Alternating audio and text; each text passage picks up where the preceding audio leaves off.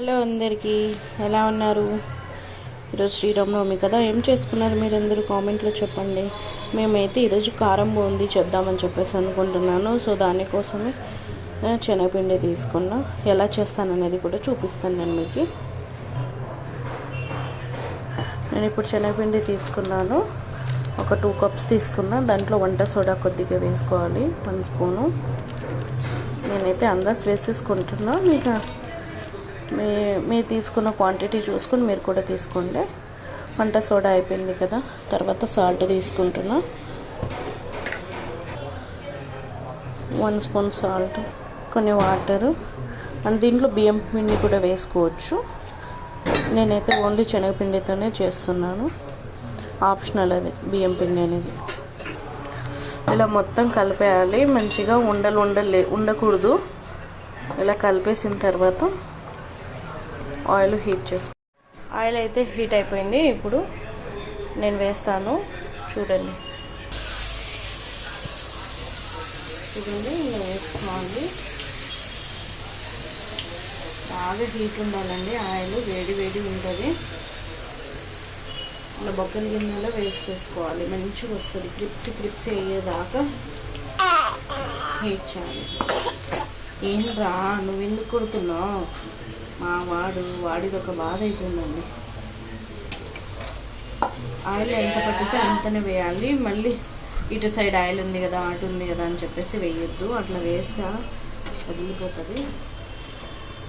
చూడండి, ఇలా వచ్చింది.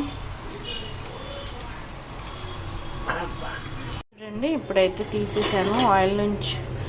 మంచిగా అయింది కదా. ఇదిగోండి, షేప్ కూడా కొద్దిగా పర్లేదు, రౌండ్గా అయితే వచ్చింది. ఎక్కువ వాటరీగా ఉంటే మంచిగా రాదంట, కొద్దిగా గట్టిగా ఉంటే రౌండ్గా ఉంటుంది. ఇదిగోండి, ఇలా చేశాను.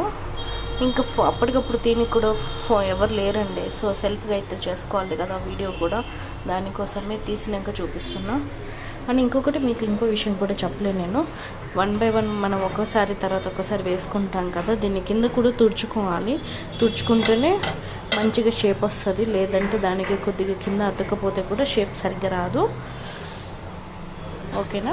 ఇదిగోండి, ఆయిల్లో పల్లి కూడా వేసాను. పల్లి కూడా ఇట్లా తీసేసుకోవాలి.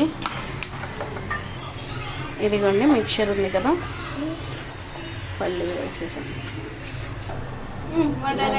కరివేపాకు కూడా, వెల్లుల్లి కూడా ఇట్లా వేసేసాను.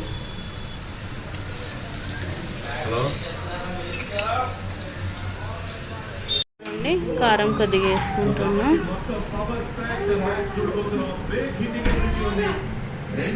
అండ్ సాల్ట్ ఆల్రెడీ ఫస్ట్ వేసాను కదా, ఇంకా తర్వాత కొద్దిగా మనకు టేస్ట్కి బట్టి మీకు కావాల్సినంత వేసుకోవచ్చు. సో మిక్స్ చేసుకోవాలి.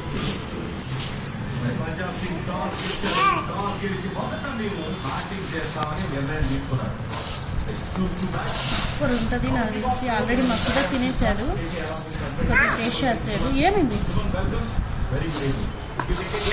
ఎలా